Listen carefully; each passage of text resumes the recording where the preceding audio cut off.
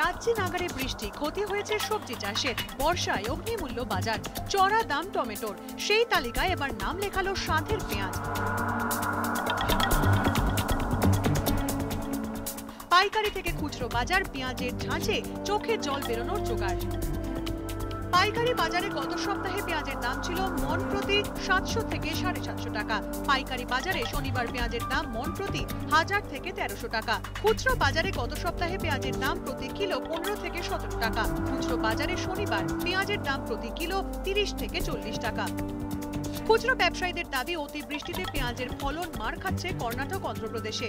মধ্যপ্রদেশে পেঁয়াজে পচন ধরেছে। মহারাষ্ট্রের নাসিক থেকে পেঁয়াজের যোগান ক্রমশ কমছে। তো অধিক সংখ্যক পেঁয়াজ শুনেছে, নিশ্চয়ই এফার্ট নিয়েছিল, যেটা অধিক সংখ্যক পেঁয়াজ পচন ধরে ওখানে পেঁয়াজ নষ্ট হয়ে গেছে। তো সারা অল ওভার ইন্ডিয়া যখন পেঁয়াজ ড্রাই আছে, শুধু নাসিকওয়ালার হাতে আছে, ওখানে ফার্মাররাও ছাড়ছে না। আর যারা আড়তিয়া, তারা এখানকার যারা পেঁয়াজ পাঠাবে তারাও কম দামে পাচ্ছে না। অটোমেটিক্যালি আমাদের এখানে বাজার না উঠালে পেঁয়াজ এখানে আমদানি হওয়া বন্ধ হয়ে যাবে। স্বাভাবিকভাবেই দাম বেড়েছে খুচরো বাজারেও। বাজারে যেমন মাল আসছে তেমন দাম বাড়ছে, আমরা যেরকম দামে কিনবো সেরকম দামে বেচবো।